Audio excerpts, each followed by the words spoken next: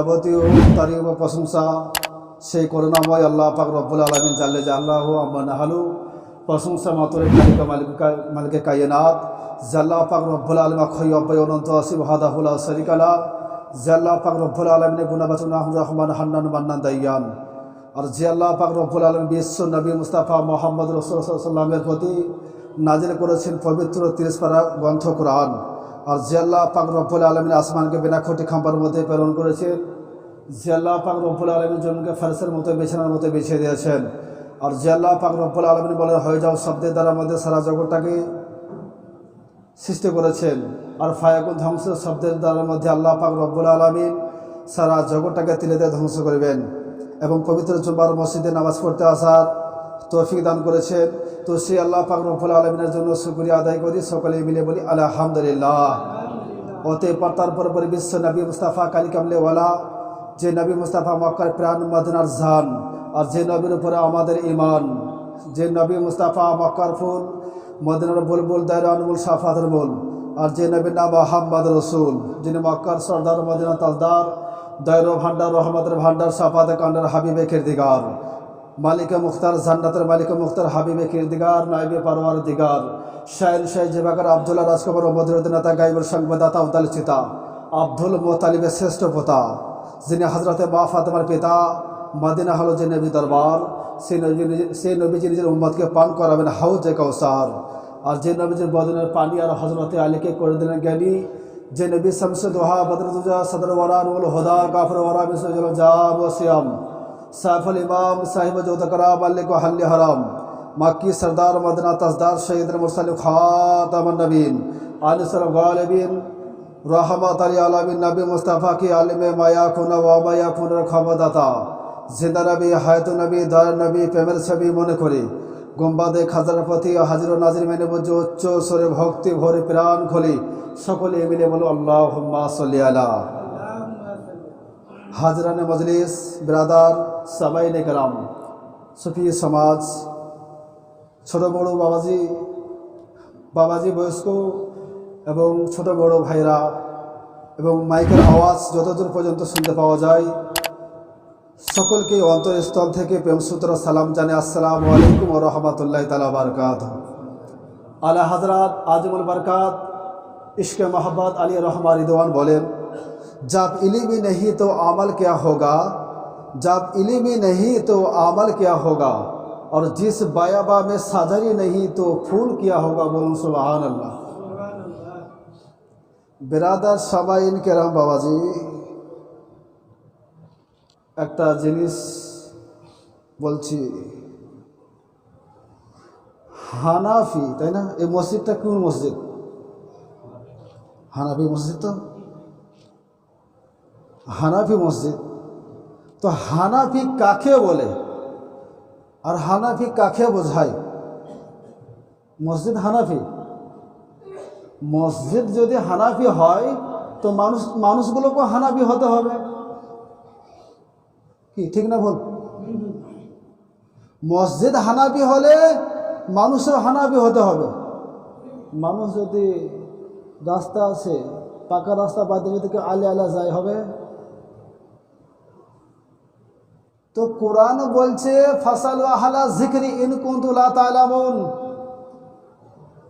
যারা জানে তাদেরকে তোমরা জিজ্ঞাসা করো, তোমরা জানো না। আর যারা জানে, যে ব্যক্তিরা জানার মধ্যে জ্ঞান রাখে, ইলিম রাখে, মসলা মাসাইলের যারা কি করে জ্ঞান রাখে, ওই ব্যক্তিদেরকে তোমরা জিজ্ঞাসা করো। তোমরা পথভ্রষ্ট হয়েও না, তোমরা নিজের ইমানকে শেষ করে দিও না। হানাফি কাকে বলে? ইমামে আজম আবু হানিফা রহমাতুল্লাহ তাআলা আলাই, তিনি ছিলেন মানে কি হানাফি। আর তেনাকে অনুসরণ করি আমরা কি বলি হানাফি মাযহাব। তো ওই ইমাম আজম আবু হানিফা রহমাতুল্লাহ তাআলা আলাই কে ছিলেন? একটু তো আমাদেরকে পরিচয় নিতে হবে। ইমামে আজম আবু হানিফা রহমাতুল্লাহ তাআলা আলাইহি সারা বিশ্বের মধ্যে যত ইমাম আছে, যত মুহাদ্দিস আছে বিরাদার সামাইল, ইমামে শাফি বলুন, ইমামে হাম্বলি বলুন, ইমামে মালিক বলুন, এবং এক কথায় সমস্ত ইমামের ইমাম ইমামে আজম আবু হানিফা রহমাতুল্লাহ আলাইহি বলুন সুবহানাল্লাহ। আজম কথার অর্থ, আজম কথার অর্থ কি? বড়। আল্লাহ কথার অর্থ বড়। আকবর কথার অর্থ বড়। আজম এইখানে টাইটেল কেন আসলো? ইমামে আজম তিনার উপরে কোনো ইমাম আছে? তিনার উপরে কোনো ইমাম নাই, যত আছে তিনার নিচে আছে। তো কিতাব মানে বিশ্ববিখ্যাত কিতাবের মধ্যে বলতে আছে ইমামে আজম আবু হানিফা রহমাতুল্লাহ তাআলা আলাইহি তিনি কি করতেন? এশার উজুতে তিনি মানে ফজরের নামাজ পড়েছেন 40 বছর ধরে। কথা বুঝতে পারলেন? মানে তিনি এশার উজু করে ফজরের নামাজ পড়েছে 40 বছর ধরে। চারটিখানি ব্যাপার। আর আমাদের আসর থেকে মাগরিবের উজু থাকবে কিনা কোনো গ্যারেন্টি আছে? কোনো রকমের গ্যারেন্টি নাই। আসর থেকে মাগরিবের উজু থাকবে কিনা? ইমামে আজম আবু হানিফা রহমাতুল্লাহ তাআলা আলাইহি সারা রাত কি করতেন? বন্দেগী করতেন, জিকির ও আজকার করতেন, তাসবিহ তাহলিল করতেন। আল্লাহ পাক রব্বুল আলামিনের সমস্ত ইবাদতের মধ্যে, রিয়াজাতের মধ্যে, বন্দেগীর মধ্যে আল্লাহ পাক রব্বুল আলামিনের মসজিদের মধ্যে তিনি পড়ে থাকতেন। বলুন সুবহানাল্লাহ। তো ওই ইমামকে আমরা ফলো করে চলি বাপ। তো এইখানে দেখছি বাপজি, তো আমি এই জায়গার মধ্যে দেখছি কিন্তু হানাফি মসজিদ বাপ, কিন্তু হানাফি মসজিদে হানাফির মতে একটা মশলা চলছে না বাবজি। ওই উদ্দেশ্যে আমি কয়টা কথা বলছি। কারণ আরও ইমামে আজম আবু হানিফা রহমাতুল্লাহ তাআলা আলাইহির উদ্দেশ্যে বলি, কিতাবের মধ্যে বলেছে ইমামে আজম আবু হানিফা রহমাতুল্লাহ তাআলা আলাইহি ফজরের নামাজ পড়তেন। এক রাকাত নামাজের মধ্যে ইমামে আজম আবু হানিফা রহমাতুল্লাহ তাআলা আলাইহি একটা খতম পবিত্র কোরআন শরীফকে কি করতেন? তেলাওয়াত করতেন। এক রাকাতে একটা খতম তেলাওয়াত করতেন। 2 রাকাতের মধ্যে 2টো খতমকে কি করতেন? তেলাওয়াত করতেন।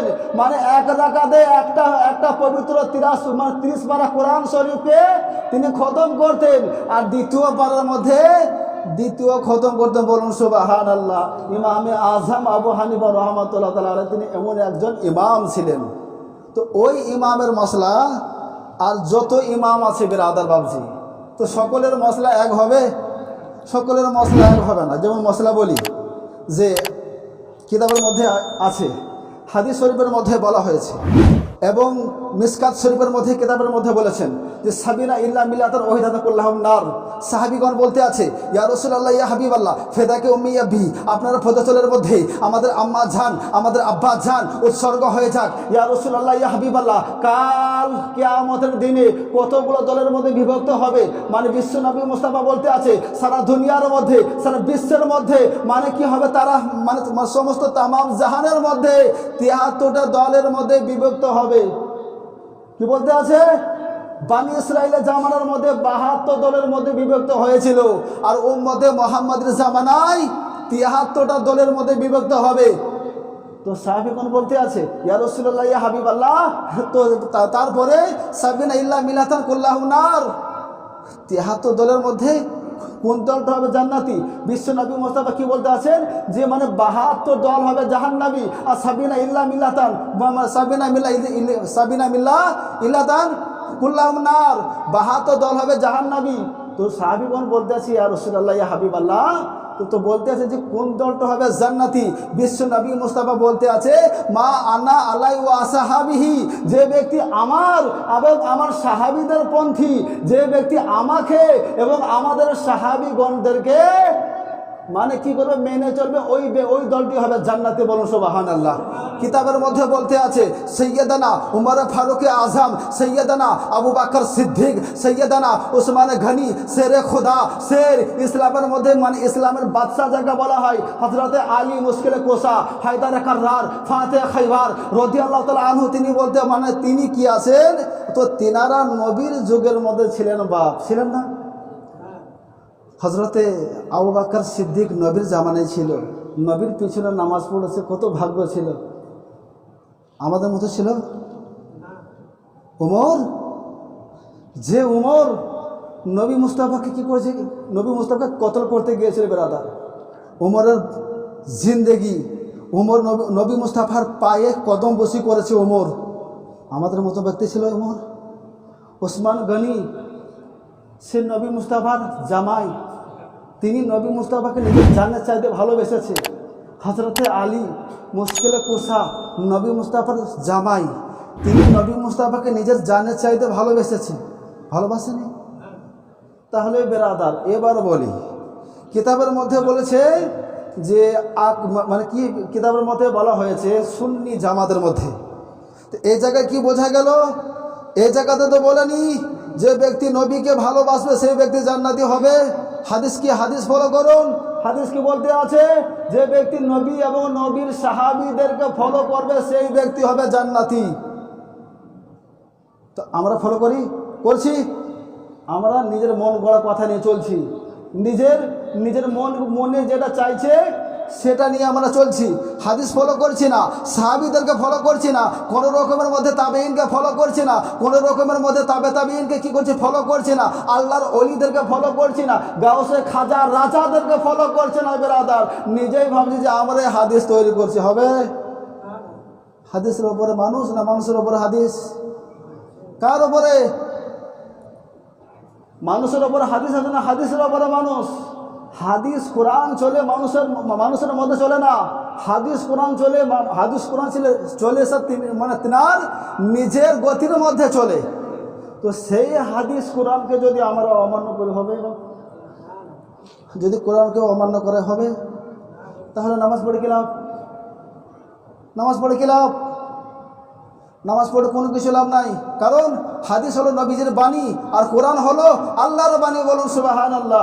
বিরাদার সামাইনে কেরাম বাবাজি, তো হাদিস পাকের মধ্যে বলা হয়েছে, সুন্নি কিতাবের মধ্যে ইমামে আজম আবু হানিফা রহমাতুল্লাহ তাআলা আলাইহির মানে কওল হলো হানাফি জামাতের মধ্যে। যেমন একটা জিনিস বিষয় বলছি, যে তাকবীর দিচ্ছে, কিছু মানুষ দেখছি তাকবীর হাইয়া আলাল ফালাহ, কিতাবের মধ্যে লেখা আছে যখন হাইয়া আলাল ফালাহ বলবে তখন মানুষ উঠবে। তো এই জায়গায় দেখছি আশহাদু আল্লা ইলাহা যখন হচ্ছে তখন মানুষ উঠতে লাগছে। কিতাবের উপরে মানুষ না হাদিসের উপরে মানুষ? কোনটা? মানুষের মতো হাদিস চলবে না হাদিসের মতো মানুষ চলবে? তো এই জায়গায় হাদিসের মতো মানুষ চলে না, নিজের মন গড়ার মতো চলছে, যা ইচ্ছা তাই করলে পারে কি হবে? ইবাদত হবে? কোনো রকমের ইবাদত হবে না। ইবাদত করতে হলে পারে কোরআনকে ফলো করতে হবে, সাহাবীদের কি মানে কোরআনকে ফলো করতে হবে, হাদিসকে ফলো করতে হবে। হাদিসকে ফলো করার পরে ইজমাই উম্মত সাহাবীদেরকে ফলো করতে হবে, আর সাহাবীদেরকে ফলো করার পরে কিয়াস নিয়ে তাকে ফলো করতে হবে। চারটা শরিয়াত তাকে মানতে হবে। কথা কি বললাম বাবজি, বুঝতে পারছেন? তো এই জায়গায় হাদিসের মধ্যে বলা হয়েছে যখন হাইয়া আলাল ফালাহ বলা হবে তখন মানুষ উঠবে, তখন তারা নিজের কাতার দিবে। তো আপনাদের এই জায়গায় দেখছি বাবা আলাদা, হাদিসের মতো হানাফির মতোই চলেই না, বলছে হানাফি বলছে, আর হানাফির মতোই চলে না। কিতাব বলছে যে হাইয়া আলাল ফালাহ যখন বলা হবে তখন মানুষ একে ওপরে সব উঠবে, আর উঠে তারা নিজের কাঁতার ঠিক করবে, তারা লাইন ঠিক করবে, কাঁতার কাঁধে কাঁধে কাঁধ মিলাবে। কি ভুল না ঠিক? তাহলে পারে এটা আমরা ফলো করছি না। একটা হলো ব্রাদার বাবজি, তারপরে দ্বিতীয় হলো আজান হচ্ছে। আজান হওয়ার পরে আমরা তো কিছু জানি না বাবজি, সাধারণ মানুষ। তো কিছু মানুষকে দেখছি চুপচাপ বসে আছে, জানে না কিছু।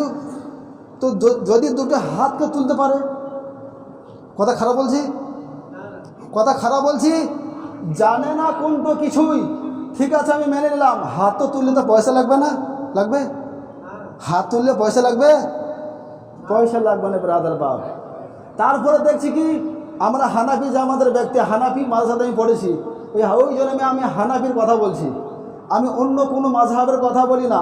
আমি সবচাইতে হানাফি জামাতের মধ্যে আমি আমাদের বংশ প্রত্যেক ব্যক্তি আমাদের হানাফি জামাত মাসলাকে আলা হযরত। তো এমন কোনো কিতাব এমন কোনো সাহাবী বলেছে যে নবী মুস্তাফা আমার মতো একজন ব্যক্তির নাম করে দেখ, আবু বকর সিদ্দিক, ওসমান, ওমর ফারুক, হযরতে আলী, ইমাম হাসান হোসেন, কোন ব্যক্তি বলেছে? একজন ব্যক্তি পর্যন্ত বলেনি। তাহলে পারে মানে কিতাবের মধ্যে বলেছেন যে তাফসিরে রুহুল বাইনের মধ্যে লেখা আছে হযরতে জিবরিল আমিন আল্লাহর যখন হুকুম পালন করে আর আল্লাহর হুকুম পালন করার পরে 2 রাকাত শুকরিয়া আদায় নামাজ পড়ে। বলুন সুবহানাল্লাহ। 2 রাকাত শুকরিয়া আদায় নামাজ পড়ে, মানে নফল নামাজ পড়ে আল্লাহকে রাজি করার জন্য। কিতাব বলছে হযরতে জিবরিল আমিন যখন 2 রাকাত নফল নামাজ পড়ে, তাফসিরে রুহুল বাইনের মধ্যে লেখা আছে তা হযরতে জিবরিল আমিন 1 রাকাত নামাজ পড়তে তাকে 20 বছর সময় লাগে। 1 রাকাত নামাজ পড়তে তাকে 20 বছর সময় লাগে, আর 1 রাকাত নামাজ পড়তে তাকে 20 বছর সময় লাগে। তাহলে 2 রাকাত নফল নামাজ পড়তে হযরতে জিবরিল আমিনকে 40 বছর সময় লাগে। কত বছর? 40 বছর সময় লাগে 2 রাকাত নামাজ পড়তে আল্লাহর শুকরিয়া আদায় করার জন্য। আল্লাহ যখন হুকুম করে আল্লাহর হুকুমটাকে তিনি শোনেন, আর শোনার পরে আর তিনি কি করে আল্লাহকে রাজি করার জন্য, আল্লাহ আমি আপনার শুকরিয়া আদায় করলাম, ওই শুকরিয়া আদায় করার জন্য 2 রাকাত আমি নফল নামাজ পড়ছি। আর 2 রাকাত যখন নফল নামাজ পড়ে তো 1 রাকাতে 20 বছর আর 1 রাকাতের মধ্যে 20 বছর, 2 রাকাতে 40 বছর ধরে তিনি নামাজ পড়ে। বলুন সুবহানাল্লাহ। আর আমাদের অবস্থা কেমন? 2 রাকাত নামাজ পড়তে 2 মিনিট লাগে। 2 রাকাত নামাজ পড়তে 2 মিনিটও আমাদের সময় লাগে না, 2 মিনিটও আমাদের টাইম লাগে না। তারপরও বলেছে জিবরিল আমিনকে বলতে আছে, জিবরিল তুমি তো 2 রাকাত নামাজ পড়তে তোমার 40 বছর সময় লেগেছে। উম্মতে মুহাম্মাদি যারা হবে, বিশ্ব নবী মুস্তাফা মুহাম্মদ রাসূলুল্লাহকে যে ব্যক্তি নিজের অন্তর দিয়ে দিল দিয়ে মানে নিজের কলিজা দিয়ে যে ভালোবাসবে, আর সেই ব্যক্তি 2 রাকাত নামাজে 2 মিনিটের মধ্যে মানে তোমার 40 বছরের চাইতে 2 মিনিটের পাল্লাটা বেশি ভারী হয়ে যাবে। বলুন সুবহানাল্লাহ। আর মনের মধ্যে যদি কিন্তু ভরা থাকে কি হবে? সারা জীবন নামাজ পড়ে লাভ আছে? বিশ্ব নবী মুস্তাফা তিনি কি করেছে? নবী মুস্তাফা 10 জন সাহাবীকে জান্নাতি বলে লিখে দিয়েছে। কজন? 10 জন। তো নবী মুস্তাফা পাওয়ার নাই? আরে যে নবী মুস্তাফা ইসলামের বুনিয়াদ, ইসলামের খুঁটি, আর সেই নবী মুস্তাফাকে যদি অসম্মান করা হয় নামাজ হবে? হ্যাঁ, তো সেই নবীকে যদি আমরা না চিনি তাহলে নামাজ কী করে হবে? নামাজ হবে না। তারপর একটা কথা বলি ব্রাদার বাবা, যে সামাইল এই মসজিদ হলো আল মসজিদ বাইতুল্লাহ। মসজিদ কার ঘর? এতগুলো মানুষ কোনো ব্যক্তিকেও বলতে পারবে যে আমার মসজিদ? যদি কোনো ব্যক্তি লক্ষ টাকা খরচ করে যদি মসজিদ যদি নির্মাণ করে দেয়, সে ব্যক্তি বলবে যে আমার মসজিদ? কি বলবে? আল মসজিদ বাইতুল্লাহ, মসজিদ আছে খোদার ঘর, তাই না? মসজিদ আল্লাহর ঘর। তো এই মসজিদে আসলে পরে ব্রাদার বাবজি নিজের অন্তরকে কি করতে হবে? শীতল করতে হবে। নিজের মনের মধ্যে আগে বলেছি বাপ, নিজের মনটাকে শীতল করতে হবে। আর তার আগে যখন মসজিদে আপনি প্রবেশ করবেন, আপনার সমস্ত ভুলগুলোকে আপনাকে লক্ষ্য রাখতে হবে। কেমন ভুল? 1 নম্বর, মসজিদে যখন বসবেন, বসার আগে আপনাকে লাইন দেখতে হবে যে এই মসজিদে বসলে পরে নেকি আছে।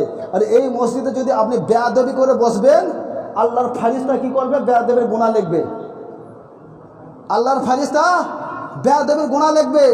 এই ইবাদতের জায়গা, এই জায়গা অন্য কোনো রকমের বাড়ি বা অন্য কোনো জায়গা, অন্য কোনো রকমের জায়গা নয়। এই মসজিদ আদবের সহকার। আর আদবের সহকার যদি আপনি কিছু নাও জানেন, সুবহানাল্লাহ মুখে বেরোবে না? সুবহানাল্লাহ মুখে বেরোবে না? আলহামদুলিল্লাহ মুখে বেরোবে না? মাশাআল্লাহ মুখে বেরোবে না? এইগুলো যতই আপনি পড়বেন, আল্লাহর ফারিস্তা আপনার জন্য নেকি লিখতে থাকবে। আল্লাহর ফারিস্তা নেকি লিখতে থাকবে। আর মসজিদে এসে যদি আদবটাই যদি না থাকে বাপ, ইবাদত হবে? আগে তো আদব আলা হযরত বলেছেন বাদাব বা নসিব, মানে বাদা বে নসিব, যার মধ্যে আদব নাই তার মধ্যে কোনো ইবাদতই নাই। আর মসজিদে প্রথম যদি আদব যদি না হয়, উজু যদি না করি নামাজ পড়বো, নামাজ হবে? নামাজ পড়তে গেলে উজুর কি আছে, শর্ত আছে, উজু করতে হবে। সেই অবস্থায় ব্রাদার বাবজি, এই জন্য বলছি যে আমাদের প্রত্যেক ব্যক্তি, আমরা কি মানে বলেছে কোরআন শরীফ বলতে আছে 17তম পারার মধ্যে সূরা আল আম্বিয়ার মধ্যে 7 নম্বর আয়াতের মধ্যে বলতে আছে ফাসালু আহলা যিকরি ইন কুনতুম লা তাআলামুন। বলুন সুবহানাল্লাহ। তোমরা যারা জানো না তারা কি করো, যারা জানি, যারা ইসলামের মধ্যে যারা জ্ঞান আছে, যারা শিক্ষা করেছে, ওই ব্যক্তিদেরকে তোমরা জিজ্ঞাসা করো, তাদেরকে তোমরা জানো। কে বলছে? পবিত্র কোরআন বলতে আছে। তাহলে পরে বিরাদার সামাইনে কেরাম, তো পবিত্র কোরআন হাদিসের মধ্যে যেগুলো রোশনি দেওয়া হয়েছে, যেগুলো আলোকে দেওয়া হয়েছে, তো সেগুলোকে আমাদেরকে ফলো করতে হবে কি হবে না? ফলো করতে অবশ্যই হবে। তাহলে পরে বিরাদার, আমি আপনারা কোনো মতে কেউ ভাবি না যে আজ কতদিন, 50 বছর, 60 বছর, 70 বছর, 100 বছর, এত নয়। আর কোনো গ্যারেন্টি আছে বাপ? কিন্তু তাহলে পরে যত সাহাবি, নবী, অলি, আউলিয়া, গাউসে, কুতুব, খাজা, রাজা যিনারাই এসেছেন, কিন্তু তিনারাই মুহাম্মদ নবীকে ভালোবেসেছে। বলুন সুবহানাল্লাহ। কিতাবের মধ্যে আপনারা শুনেছেন বা অনেক মৌলানার মধ্যে ওয়াইস করুনি যে নবী মুস্তাফার দন্দন দাঁত ভেঙে গিয়েছিল আর নিজের 32টা দাঁতকে পাথর দিয়ে ভেঙেছিল, ভাঙেনি? তাই যদি ওয়াইস করে যদি নবীকে না ভালোবাসতো আর দাঁত ভাঙতে কোনো লাভ আছে?